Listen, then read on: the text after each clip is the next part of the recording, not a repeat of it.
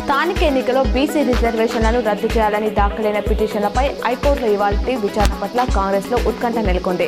కోర్టులో వినిపించాల్సిన వాదనలపై సీఎం రేవంత్ నిన్న legal expert, party ముఖ్య నేతలతో సమావేశమయ్యారు. వాదనలు వినిపించాలని పార్టీ సీనియర్ నేత, సీనియర్ లాయర్ అభిషేక్ సింఘ్వీని రేవంత్ కోరారు. ప్రాణహిత చెవెళ్ల ప్రాజెక్టులో భాగంగా తుమ్మిడిహెట్టి వద్ద బ్యారేజ్ ని కట్టి తీరుతామని మంత్రి ఉత్తమ్ స్పష్టం చేశారు. 2 అలైన్మెంట్లను పరిశీలిస్తున్నాం. ఈ నెల 22 నాటికి ఒకదానిని ఖరారు చేస్తాం.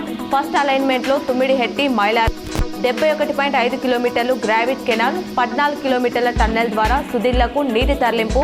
సెకండ్ దానిలో పంపింగ్ స్టేషన్ తో ఎల్లంపల్లికి నేరుగా నీటిని తరలించే ప్లాన్ ఉందని తెలిపారు.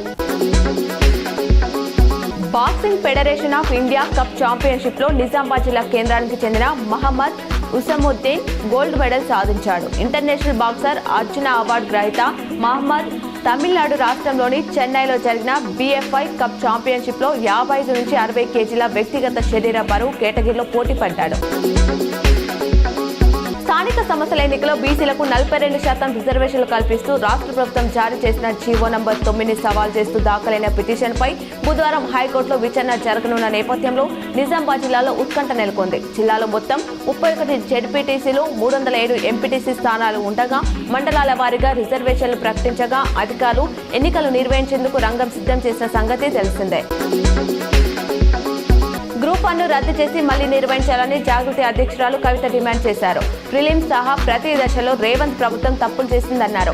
అడావిడిగా ఇచ్చిన నియామక పత్రాలతో అర్హత లేని 8 మంది నాన్ లోకల్స్ కు ఉద్యోగాలు వచ్చాయన్నారు.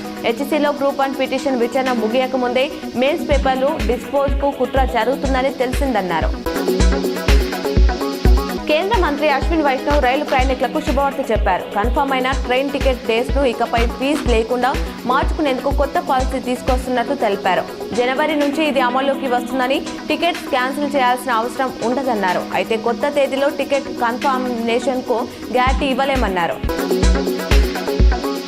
మాజీ ప్రధాని HD దేవేగౌడ్ అస్వస్థతకు గురయ్యారు. యూరినరీ ట్రాక్ట్ ఇన్ఫెక్షన్ తో బాధపడుతున్న ఆయనను నిన్న బెంగళూరులోని మణిపాల్ ఆసుపత్రిలో చేర్పించారు. చికిత్స అందించిన వైద్యులు ప్రస్తుతం ఆయన ఆరోగ్యం నిలకడగా ఉన్నట్లు తెలిపారు.